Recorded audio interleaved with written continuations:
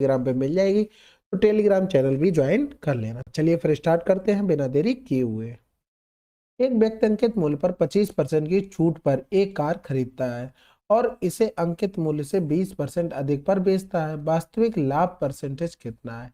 अब देखो, अंकित मूल्य हमने मान लिया कि 100 था, 25% की छूट पर खरीदा यानी कि 75 पर।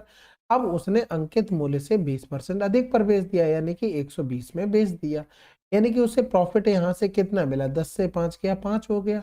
फिर 11 से 7 गया तो 4 हो गया, यानी कि 45 का प्रॉफिट लिया किस पर? 75 पर। गोड़े में कर देंगे तो हो गया, तो 15 तिया 45, 15 पना 75, 5 दूनी 10, यानी कि 60% का प्रॉफिट लिया। अगला सवाल, उस त्रिभुज का क्षेत्रफल ज्ञात करें जिसकी भुजाओं की लंबाई 5, 6 और 8 सेंटीमीटर है।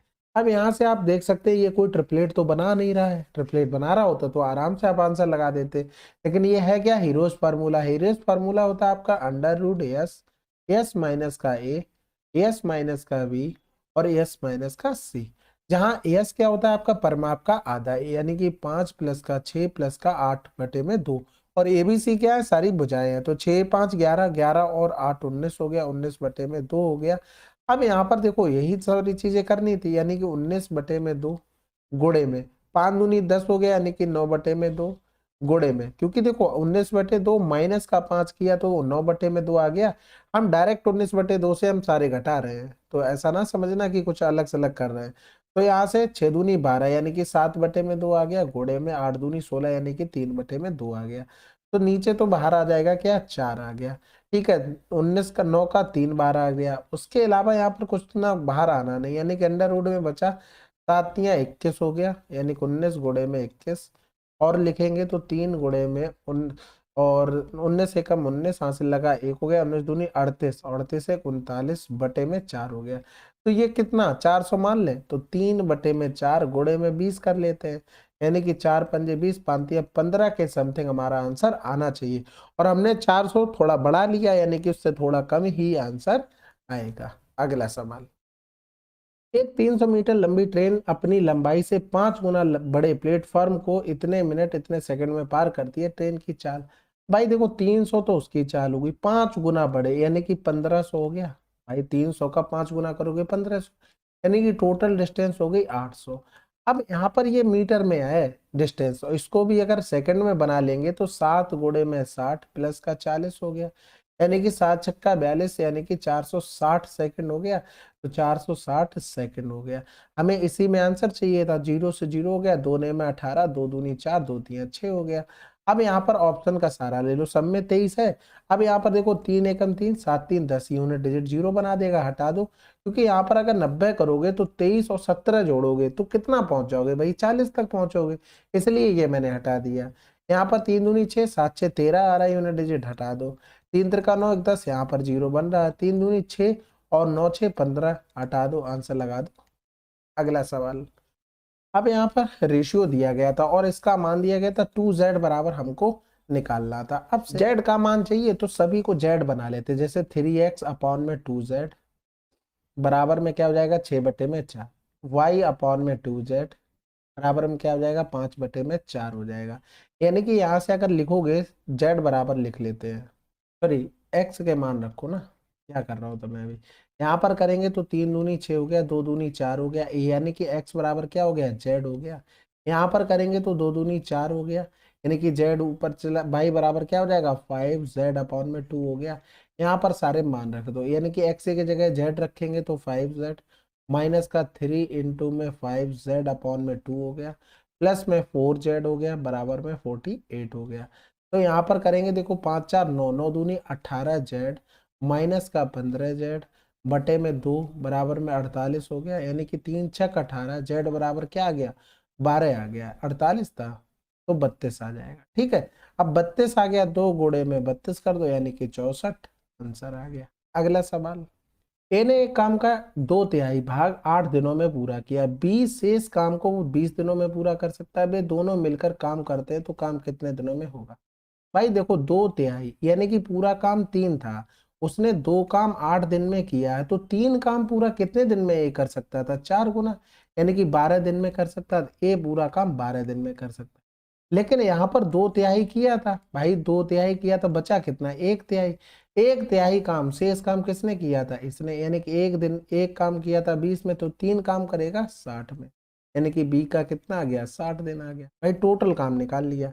अब दोनों मिलकर करेंगे तो 12 गुणे में 60 बटे में 2 और 6 7 हो गया, 12 छंग 72, यानी कि 10 दिन। हमने आपको बताया अगर ए काम कर रहा है एक्स दिन में, बी काम कर रहा है बाई दिन में, अगर पूछ ले दोनों मिलकर कितने दिनों में करेंगे, तो एक्स इंटू में बाई अपॉन में एक्स प्लस का वाई आंसर आ जाएगा। अगला सवाल, बेड़ू ने शेयर में एक निश्चित धनराशि का निवेश किया। शेयरों में पहले दिन 25% की वृद्धि हुई, दूसरे दिन 8% की गिरावट हुई और अगले दिन 10% की गिरावट हुई। बेड़ू को कितने प्रतिशत का लाभ या हानि हुई। सक्सेसिव लगा लो, आसान रहेगा। 25% मतलब 1/4 हो गया, यानी कि 4 से 1 5 हो गया। 8 की गिरावट हुई तो 100 से 92 हो गया। 10% की गिरावट हुई यानी कि 100 से कितना हो गया, 90 हो गया। तो 0 से 0 चला गया, इधर करेंगे तो 4 दूनी 8 हो गया, 4 तियां 12 हो गया। इधर कर लेंगे तो 5 दूनी 10 हो गया, यानी कि इधर हो गया 200 और 23 ने में 207 हो गया। कितना बड़ा भाई, 7 बड़ा। किससे, 200 से। गुणे में 2 हो गया, यानी कि कैंसिल आउट हो गया। तो 2 तियां 6, 2 पंजे 10, 3.5% की वृद्धि हुई। अगला सवाल, निम्नलिखित संख्याओं का औसत क्या होगा। औसत मतलब सबको जोड़कर हमें संख्याओं से भाग करना है। सबसे पहले सबको जोड़ोगे तो ये कैंसिल आउट हो गया यहाँ से। फिर ये -5, ये 5 कैंसिल, -7 प्लस के 7, -3, ये 3 कैंसिल हो गया, -6 ये कैंसिल हो गया। आंसर तो 0 आ गया। आसान था। अगला सवाल कह रहा था, जुड़वा अभाज्य संख्याएं वे अभाज्य संख्याएं होती हैं जिनका अंतर हमेशा 2 के बराबर होता है। 35 और 100 के बीच जुड़वा अभाज्य संख्याओं की संख्या कितनी है। तो सबसे पहले अभाज्य संख्याएं, अभी नंबर पहले 44, 22, 322 और 321। अब किसकी बात कर रहा है, 35 से लेके 100 तक, यानी कि यहाँ तक लास्ट हो गया। और 31 वाली लाइन में देखो, ये एक वाली लाइन, 11 वाली, 21 वाली और 31 वाली, ठीक है। अब इसमें यहाँ पर देखेंगे तो 31 हो गया, 31 के बाद 32 नहीं होगा, 33, 34, 35, ये तो हमें लेना ही नहीं क्योंकि उसने 35 से स्टार्ट करवाया है। अब आते हैं 41 वाली लाइन में, एक तो 41 हो गया, 43 हो गया, फिर इसके बाद 47 हो जाएगा, ठीक है। फिर अगले आते हैं 51 वाली लाइन में, तो इसमें आ जाएगा 53 आ जाएगा, और 57 तो होगा नहीं, 59 आ जाएगा, ठीक है। फिर अगले में आते हैं 61 वाली लाइन में, तो 61 आ जाएगा, फिर 67 आ जाएगा। इसके अलावा हम आ जाते हैं फिर 71 वाली लाइन में, 71 एक खुद में हो गया, 73 हो गया और 79 हो गया। इसके अलावा कोई नहीं होगा। फिर आ जाते हैं 81 वाली लाइन में, 81 तो होगा नहीं, 83 हो जाएगा, ठीक है। 87 भी नहीं होगा क्योंकि 8 7 15 कट जाता है, 89 हो जाएगा, 9 8 17 ये किसी में। फिर इसमें आ जाते हैं 91 वाली लाइन में, यानी कि 97 होगा। अब यहाँ पर देखो, दो के अगर अंतर 2 के बराबर हो तो कितने नंबर इतने मिल रहे कि 2 का अंतर, भाई एक यहाँ पर मिला और इसके अलावा एक यहाँ पर मिला, एक यहाँ पर मिला। कितने नंबर आ गए, 3 नंबर ऐसे हमको, यानी कि 3 पेयर मिले हैं। तो ये नंबर हमें याद होगा ना, तो कंफ्यूजन नहीं रहेगा। पता लगे 61 से 70 तक देख रहे हैं, यही डाउट है कि 2 होंगी 3 होंगी, कोई छूट तो नहीं गया है। ये लाइन अगर ये नंबर याद होगा तो ये आपको डाउट नहीं होगा कि उसमें 2 नंबर है कि 3, कंफर्म होगा कि 2 है इस लाइन में 3 है, ठीक है। अगला सवाल, एक दूसरे की असभाज्य 3 संख्याएं इस प्रकार हैं कि प्रथम 2 संख्याओं का गुणनफल 391 और अंतिम 2 संख्याओं का गुणनफल इतना है, मध्य वाली संख्या बताइए। अब यहां से देखो, कोई भी 3 नंबर हो सकते हैं, जैसे ए बी सी लिखा, यानी कि इन दोनों का गुणनफल 391 है, इन दोनों का गुणनफल 943 है, ठीक है। यानी कि ऑप्शन में कोई भी नंबर होगा उससे ये दोनों नंबर कट रहे होंगे, क्योंकि हमसे मध्य वाला नंबर पूछा, कोई भी नंबर हो सकता है। अब जैसे 17 से लिया तो 17 दूनी 34 हो गया, 17 तिया 51 हो गया, तो 17 गुणे 23 आ गया। यहाँ से करेंगे तो 17 चौकू 68, 17 अपना 85 हो गया, 85 हो गया। बचा कितना है, 9 बचा है, यानी कि कहीं से कट रहा है, नहीं कट रहा, तो ये कैंसिल आउट हो गया 17। 41 से करेंगे तो ये तो हो गया 41 गुणे में 3 एकम 3, 3 चौकू 12, लेकिन 41 से ये डिवाइड नहीं हो रहा कहीं से, तो ये हटा दो। 19 से भी ये डिवाइड नहीं होगा, तो आंसर हमारा क्या हो गया, 23।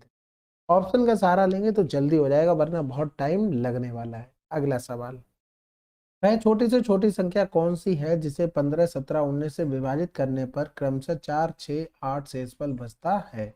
यानी कि नंबर ऐसा होगा, 15 से डिवाइड करेंगे तो 4 शेषफल, 17 से डिवाइड करेंगे तो 6 और 19 से करेंगे तो 8 शेषफल बचेगा। यानी कि यहाँ पर देखो, यहाँ से इसमें से 4 माइनस करते हैं, यानी कि 45 हो गया और 44 हो गया। इसमें से हम 4 माइनस करते हैं तो 48 30 हो गया। इसमें से 4 माइनस करते हैं तो 48 28 हो गया। इसमें से 4 माइनस करते हैं तो 48 41 हो गया। यानी कि नंबर हमारा इससे कटने के लिए 5 गुणे में 3 होना चाहिए। भाई 4 रिमाइंडर जो बच रहा था वो हमने हटा दिया नंबर से। अब 5 से कटने के लिए 0 भी चाहिए, तो इसमें भी 0 नहीं, इसमें भी 0 नहीं, इसमें भी 0 नहीं, आंसर लगा दो। समझ गए ना बात? भाई रिमाइंडर 4 बच रहा था 15 से डिवाइड करने में, हमने सभी नंबर से 4 हटा दिया, यानी कि अब जो नंबर बचा होगा वो 15 से पूरा डिवाइड होगा। अब 15 में 5 भी आ रहा, 5 से डिवाइड होने के लिए लास्ट में या तो 0 चाहिए या तो 5 चाहिए, तो एक ही नंबर ऐसा था जिसमें लास्ट में 0 था। ठीक है, अगला सवाल।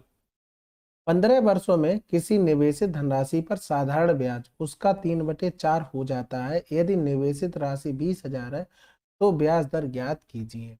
देखो, निवेशित राशि का 3/4 हो जाता है, इससे तो हमें कोई मतलब नहीं। यहाँ पर हमने मान लिया कि 4 राशि हमने निवेश की तो ब्याज हमारा 3 हो गया, यानी कि 4 राशि पर 15 वर्षों में आर रेट थी, तो कितना हो गया? 3 हो गया। तो 3 पंजे 15 हो गया, 5 दूनी 10 हो गया, 4 पंजे 20, आर बराबर कितना आ गया? 5%। अगला सवाल। 9500 की राशि चक्रवृद्धि ब्याज पर 2 वर्षों में इतनी हो जाती है, ब्याज दर बताइए। अब देखो, 2 वर्ष हो जाती है, यानी कि कहीं ना कहीं पी प्रिंसिपल से अमाउंट का रेशियो जो भी आएगा उसका स्क्वायर हुआ होगा। यानी कि हम इन दोनों में देखेंगे, जो भी होगा उसका रूट लेके हम पी और ए का रेशियो निकाल लेंगे। 11,704,9 हो गया पॉइंट में। ठीक है, इधर और बढ़ा लो, यहाँ से करेंगे तो 19 बना 95, 1 2 3 4 हो गया। फिर करेंगे 19 सत्ते 133 ज्यादा, 19 छक्का 114, 3 बच गया, 19 से कम 19 हो गया, यानी कि बचा कितना? 11। 19 छक्का 114 हो गया। ठीक है, 0 19 बना 95। फिर से करेंगे 5 एकम 5, इधर करेंगे 5 एकम 5, एक बचा तो 5 दूनी 10, एक बचा तो 5 तिया 15, एक बचा 5 दूनी 10, 5 एकम 5 हो गया। अब यहाँ पर ये देखो, ये आपको पता होना चाहिए सिंपल से। भाई देखो, 11,11 का ये स्क्वायर लिखा है, क्योंकि देखो 1 2 3 फिर रिपीट हो गया, 2 1 हो गया। अगर मान लो ऐसे लिखा हो 1 2 3 4 फिर 3 2 1 लिख दिया हो, तो ये यहाँ पर 4 बार बना जाए, तो ये चीज आपको पता होनी चाहिए। ये हो जाएगा 100 का स्क्वायर। दोनों तरफ अगर हम रूट लेंगे तो स्टार्टिंग में पी और ए का रेशियो पे हम पहुंच जाएंगे, यानी कि 10 से चीज, सॉरी 100 से चीज 111 हो गई। कितना बड़ा? 11 बटे में हो गया 100, गुणे में हो गया 100, यानी कि आंसर आ गया 11% हमारी रेट रही होगी। अगला सवाल। बाई का मान एक्स से 20% अधिक है। यदि किसी समान संख्या को एक्स और वाई में जोड़ा जाए तो एक्स का मान इसके पिछले मान का 3/2 गुना हो जाता है। अब बाई का नया मान इसके पिछले मान का कितना गुना है? देखो, बाई का मान एक्स के मान से 20% अधिक है, यानी कि 100 हो गया, तो ये 120 हो गया। कह रहा था किसी समान संख्या को, यदि किसी समान संख्या को एक्स और वाई में जोड़ा जाए तो एक्स का मान इसके पिछले मान का 3/2 गुना हो जाता है।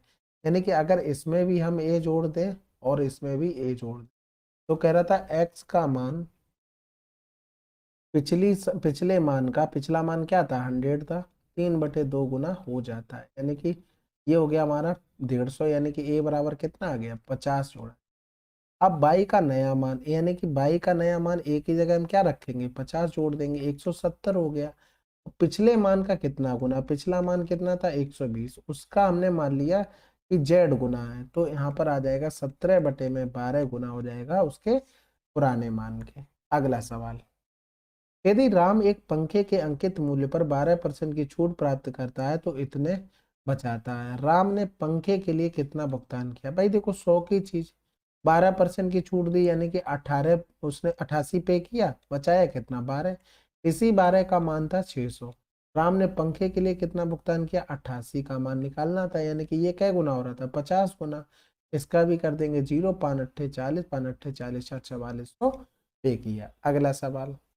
एक शंकु की त्रिज्या और ऊंचाई क्रमशः इतनी और इतनी है, शंकु का आयतन क्या होगा? बहुत आसान सवाल हो गया, उसमें पाई का मान भी नहीं रखा है। ठीक है, तो 1/3 पाई, और हो जाएगा 4 चौकू 16, गुणे में 3 कैंसिल आउट, 16 पाई हमारा आंसर आ जाएगा। बहुत आसान था ये सवाल। ठीक है, चलिए फिर 16 की शिफ्ट 1 आपकी कंप्लीट हो गई। अब देखो,